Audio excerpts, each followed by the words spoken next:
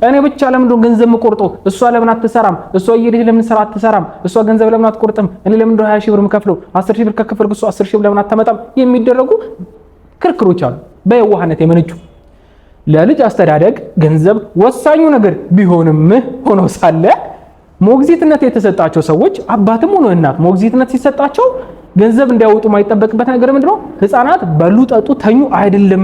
ስብናቸው የሚገነቡበት መልካም ዜጋም የሆኑበት ጭንቀታቸው፣ ባህሪያቸው፣ አእምራዊ፣ ስነልቦናዊ፣ አካላዊ ጥንካሬያቸውና መጎልበታቸው በሙሉ የሚወሰነው በወላጆች በባልና በሚስቱ እናትና አባት የሚባሉ ሰዎች አጠገባቸው ነው በሚሰሩት ስራ ነው። እሱን መስራት ስላልቻላችሁና ስለተለያያችሁ ደግሞ ብር ስለተሰጠ ብቻ እሱ ይመጣል ማለት አይደለም። ሞግዚትነትን የተቀበሉት እናቶች በአብዛኛው ልጆቹ ላይ የሚያወጡት ኢንቨስት የሚያደርጉት ኢነርጂ፣ ኬር፣ ጭንቀት ሁሉ ምሳሌ መሆን አበላል አጎራራስ እንደዚህ ነው የሚደረገው። ከታለቀ ጋር እንደዚህ ወራ ከህፃናት ጋር እንደዚህ ነው የምታወራው። የሚሰሩ ልጁን የሚሰራውን ስራ በሙሉ ስለሚሰሩ አታጣጥሉ። ተከባብራችሁ ተፋታችሁ አላው ግን ተከባብራችሁ ደግሞ ልጆቻችሁ ለማሳደግ መጣር አለባችሁ። ብር ስለተሰጠ ብቻ እሷ ለምን አትሰጥም አይባልም።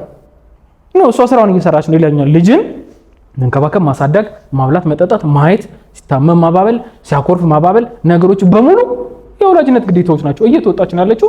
ስለዚህ እንትናት ነው እንደዚህ ይደብራል። አትጨቃጨቁ በእንደዚህ አይነት ነገር። በገንዘቡ መከራከር ይችላልላችሁ። እሷ ለምን እንደዚህ አታርግም ግን አይባልም።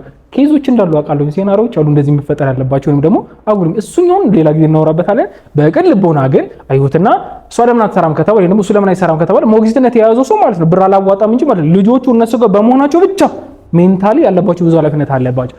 ባህሪያቸውን የሚቀርጹት እነሱ ናቸው። ስነ ልቦናቸውን የሚቀርጹት እነሱ ናቸው። እነሱ ነው ያዩ ልጆቹ የሚያደርጉት ትልቅ ኃላፊነት ነው። ኦኬ። ስለዚህ ዝም ብሎ ብር ትራንስፈር ተደረጉ ምናምን ነገር ቀላል እንደዛ አይደለም። ብሩን ቀላል አይደለም አውቃለሁ፣ ግን ይሄም ቀላል አይደለም። አታጣጡ ለማለት እንወዳለን።